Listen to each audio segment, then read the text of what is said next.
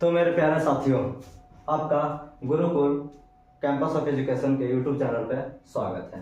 तो हमने आपको पिछले क्लास में तीसरा और चौथा क्वेश्चन छोड़ा था बनाने के लिए। आप लोग उम्मीद करते बना लिए होंगे, अच्छा से मिला लीजिएगा। देखिए यहाँ पर लिखा गया यदि साइन ए बराबर 3/4 है, कॉस ए और tan ए का मान ज्ञात करें। तो हम कुछ नहीं करते हैं इसमें, इसका सोल्यूशन एक समकोण त्रिभुज लेंगे, इसमें एक 90 डिग्री होगा।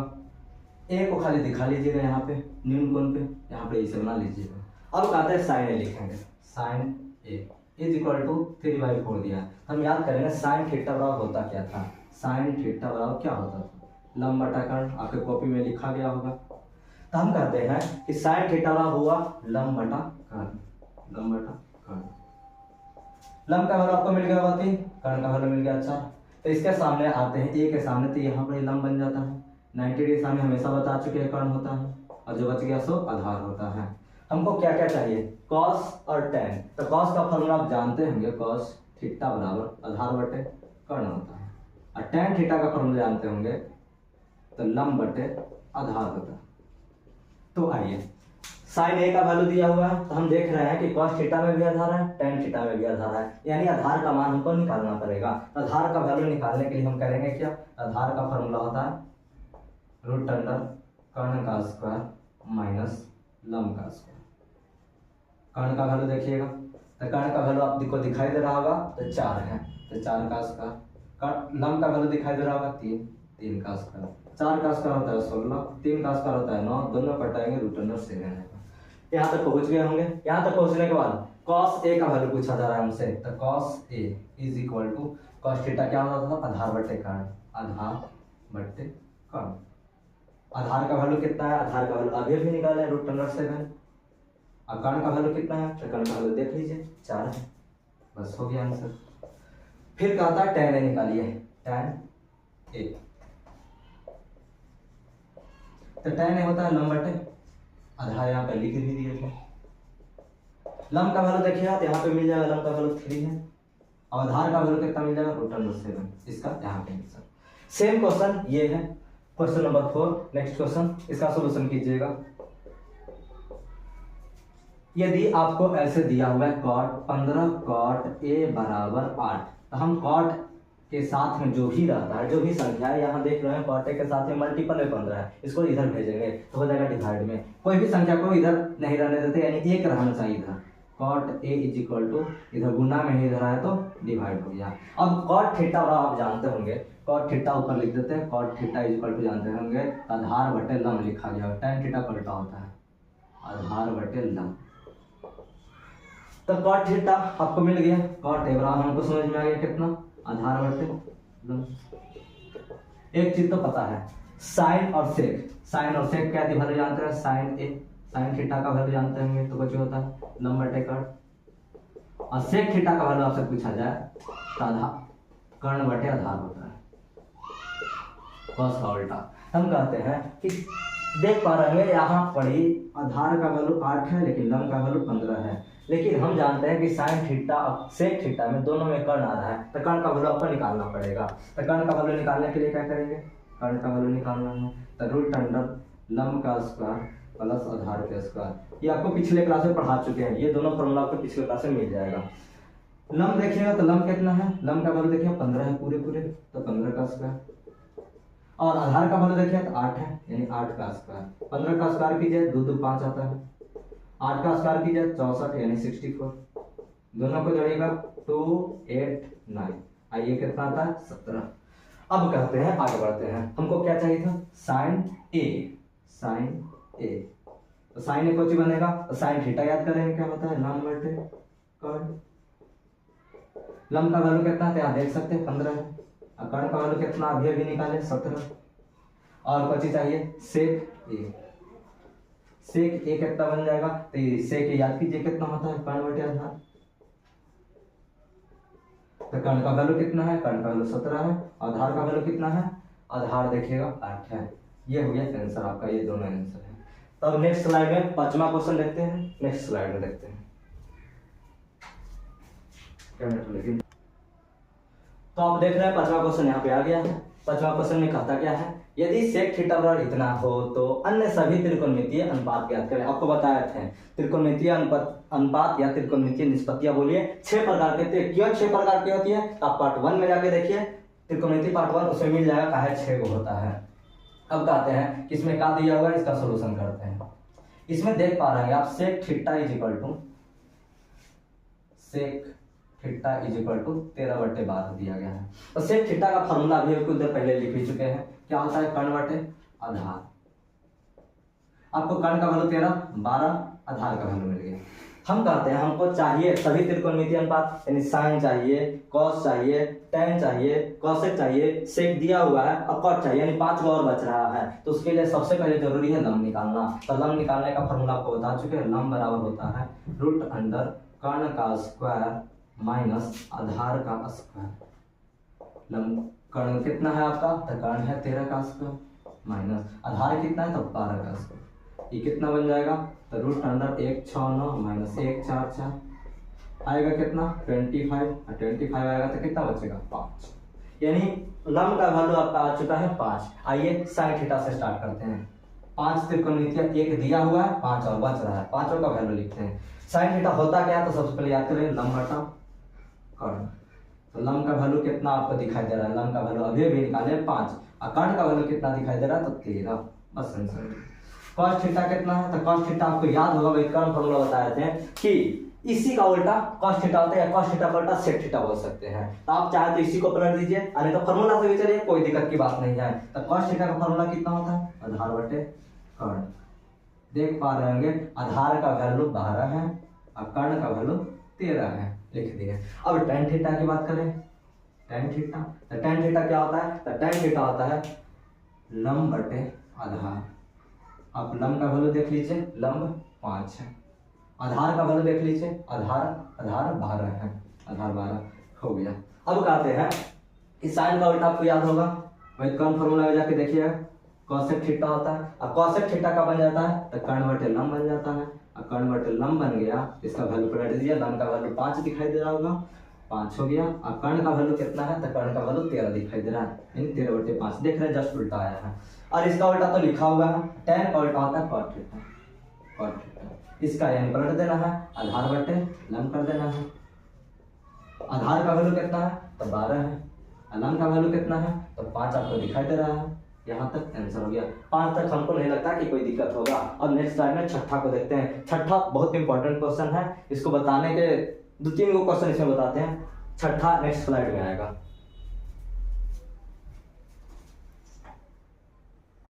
हो गया, चलो ठीक है, चलिए। हाँ, तो हम कह रहे थे Na/M और QB/PB।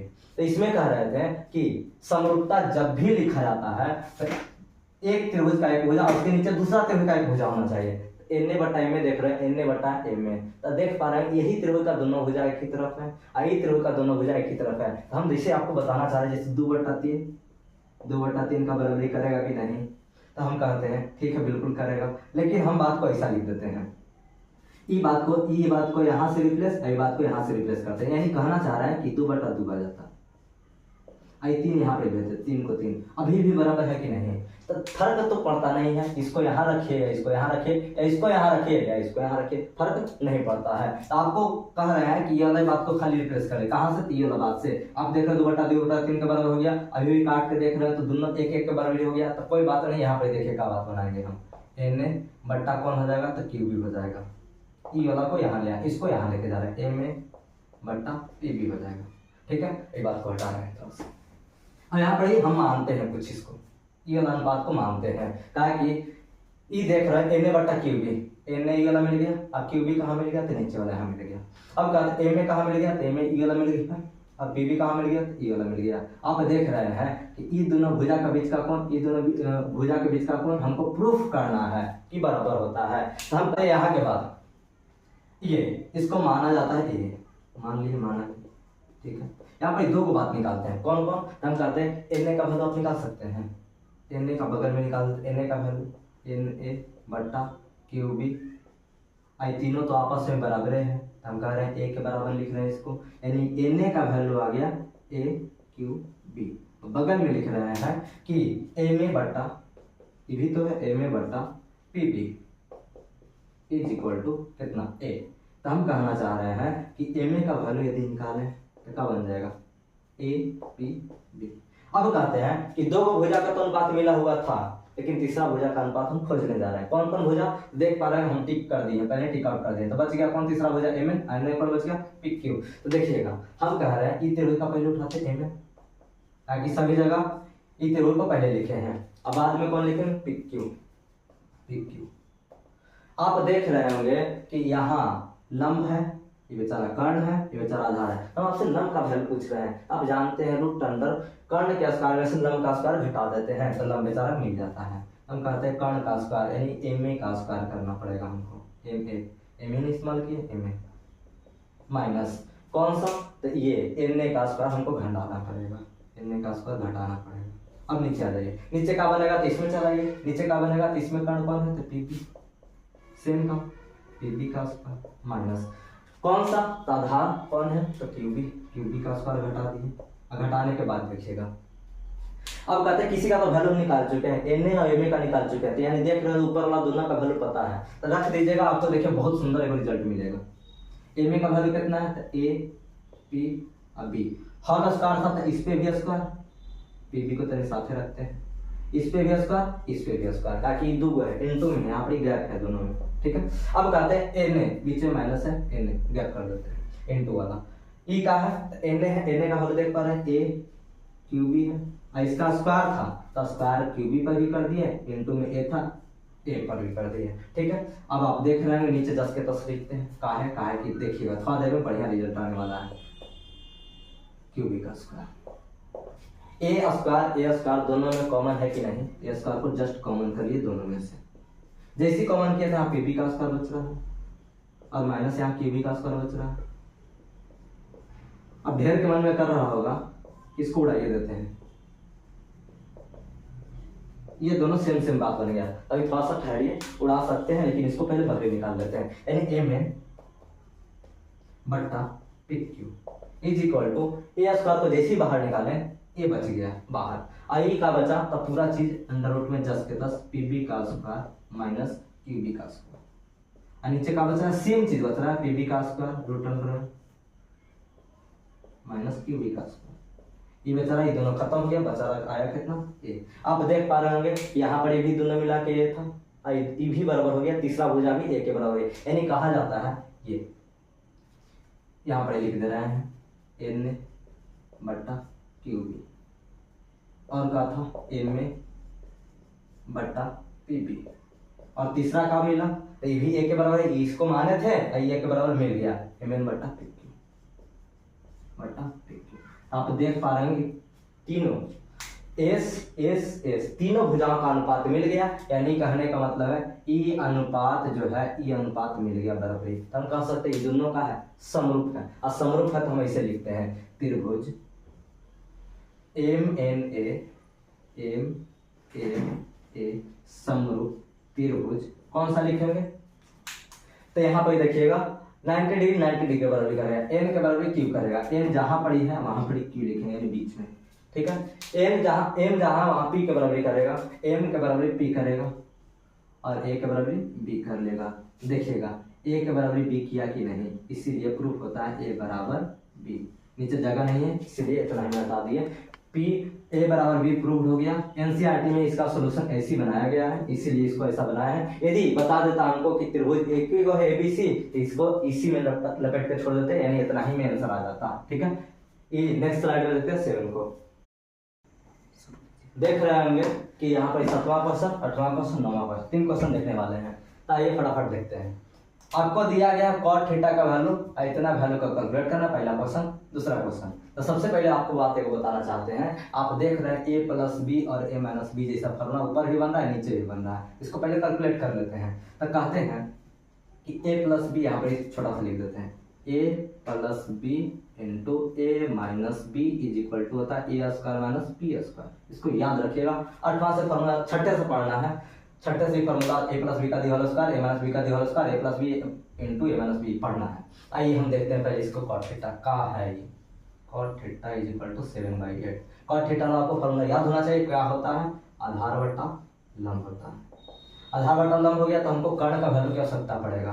तो कर्ण का वैल्यू की आवश्यकता पड़ेगा तो कर्ण होगा क्या, तो रूट अंडर लंब का स्क्वायर प्लस आधार का स्क्वायर। तो लंब का स्क्वायर छोटा है, लंब का स्क्वायर कितना हो जाएगा, तो हम कहते हैं लंब का वैल्यू देख लीजिए 8 का स्क्वायर प्लस आधार का स्क्वायर कहने का मतलब यानी 7 का स्क्वायर, 7 का स्क्वायर। 8 का स्क्वायर आप जानते होंगे कितना होता है, तो 64। 7 का स्क्वायर जानते होंगे 49। इन दोनों को जोड़िएगा तो 9 4 13, 6 4 10 की 11, रूट अंडर 123। किसी का परफेक्ट स्क्वायर है या नहीं है कि बाहर निकलेगा, 10 के 10 तो छोड़ देना है। अब करते हैं a plus B A minus B, पहला क्वेश्चन से डील करते हैं।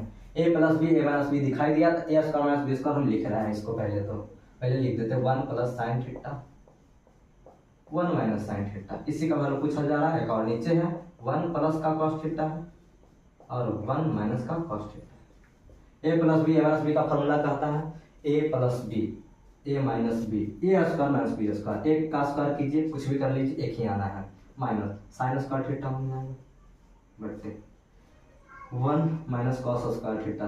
यदि आपको सर्व समीका पढ़ाए होते हैं, त्रिकोणमितीय सर्व समीका पढ़ाए होते हैं तो ये ज्यादा लाइन नहीं जाता, यही सीधे आंसर आता, इसका स्क्वायर कर दे पूरा आंसर मिल जाता। लेकिन अभी फिलहाल अनुपात पढ़े, अनुपात से इसका आंसर देना चाह रहे हैं, ठीक है। तो 1 माइनस 1 का स्क्वायर 1 हो गया। साइन थीटा का वैल्यू आप बात कीजिएगा तो क्या होता है, लंब बटा कर्ण, लंब का वैल्यू देखिएगा 8 है और कर्ण का वैल्यू देखिएगा तो कर्ण अभी निकाले रूट अंडर 113।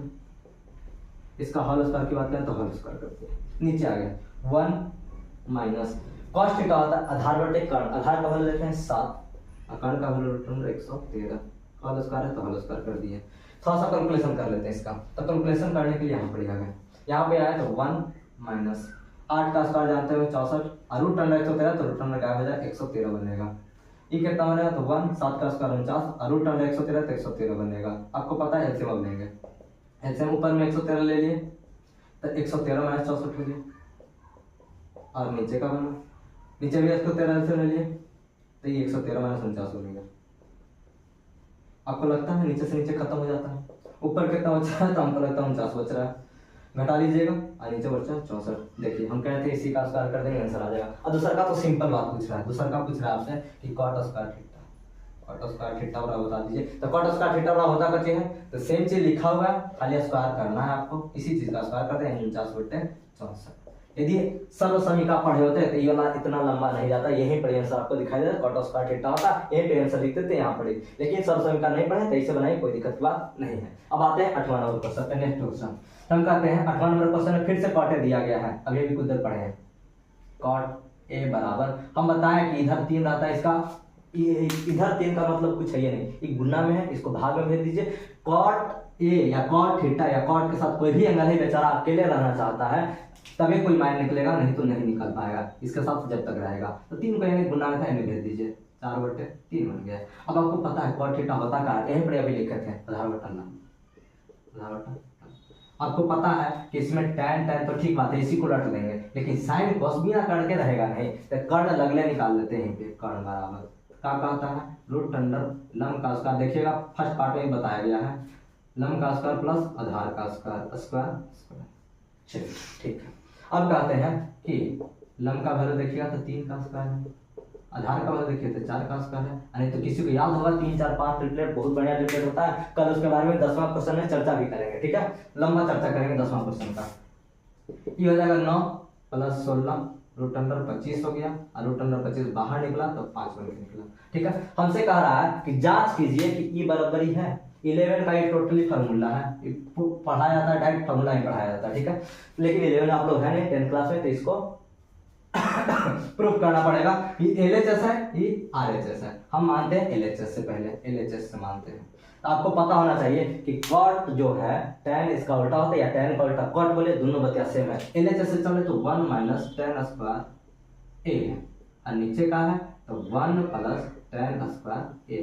अब इसको आगे बढ़ाते हैं, हम जानते हैं इसी को पलट लेंगे 1 प्लस कॉट क्या दी बोले 4/3 है तो tan का हो जाएगा 3/4, पलट दीजिए होल स्क्वायर तो होल स्क्वायर कर दिए, बट्टे आ गए 1 प्लस 3/4, खाली ऊपर प्लस माइनस का फर्क है देख रहे हैं। अच्छा यहाँ माइनस होगा, माइनस क्वेश्चन में गलती से लिखा गया, सॉरी। माइनस है यहाँ प्लस, बस टाइम फर्क है, बाकी टाइम तो वैल्यू वही सेम रहने वाला है। आप स्क्वायर कर दीजिए, 9 बन जाएगा 16 बन जाएगा, फिर से यहाँ 9 बन जाएगा 16 बन जाएगा। आप देख रहे हैं एलसीएम फिर से लेंगे जो पिछले का क्वेश्चन में किए थे, तो कितना बन जाएगा 16 माइनस 9, यहाँ बचेगा 16, फिर से एलसीएम लेंगे 16 प्लस का 9। आप जानते हैं 16 से 16 को उड़ा सकते हैं, यहाँ पर 7 बच रहा है, यहाँ पर 25 बच रहा है, ये हो गया एक हो। एलएचएस से आगे आरएचएस में चलते हैं। आरएचएस का है तो आरएचएस में सारा कर है तो cos square A minus sine square ए। हम कहते हैं कॉस स्क्वायर ए, तो कॉस स्क्वायर के लिए चाहिए आधार बटा कर्ण। आधार का वैल्यू देखिए तो आधार का वैल्यू आपको दिखाई दे रहा है 4 और बटा कर्ण, कर्ण का वैल्यू देखिए तो 5 और होल स्क्वायर है। कॉस स्क्वायर था तो स्क्वायर वैल्यू रखे स्क्वायर कर दिए, बीच में माइनस तो माइनस। साइन का जानते होंगे तो लंब बटा कर्ण होता है, लंब का वैल्यू देखिए तो पूरे 3 है और कर्ण का वैल्यू देखिए तो अभी भी रखे तो 5 स्क्वायर कर लिए। आप जानते हैं 4 का स्क्वायर 16 बनने वाला है, 25 बनने वाला है, 3 का स्क्वायर 9 बनने वाला है, 25 बनने वाला है। फिर से 25 एलसीएम ले लीजिएगा तो 16 माइनस 9 का कि हाथ तो सेम है तो 25 एलसीएम ले लिए, ऊपर वाला सेम घट जाएगा तो 7/25। आप देख पा रहे हैं कि दोनों बराबर है, यानी LHS बराबर LHS बराबर RHS। बिल्कुल हाँ या नहीं में बोल रहा था तो बिल्कुल जवाब का होने वाला है हाँ। अब 9वां क्वेश्चन आप देख पा रहे हैं तो 9वां क्वेश्चन इतना ही सुन में लिखे, इसका इतना सोल्यूशन करने की कोशिश करें, देखिए नहीं तो इधर मिटाएंगे, फिर नोट कर लीजिएगा इसे। अब कहते हैं कि त्रिभुज ABC है, B 90 डिग्री है, tan A बराबर इतना दे दिया, निम्न का मान ज्ञात करें, ऐसा मान है। हम देखिएगा यहाँ पर एगो समकोण त्रिभुज छोटा सा पा रहा है, इसको इतना ही सोल्यूशन कर जैसे देख पा रहे होंगे कि tan A का वैल्यू ले ले, B पे कहा समकोण है यानी 90 डिग्री ऐसे,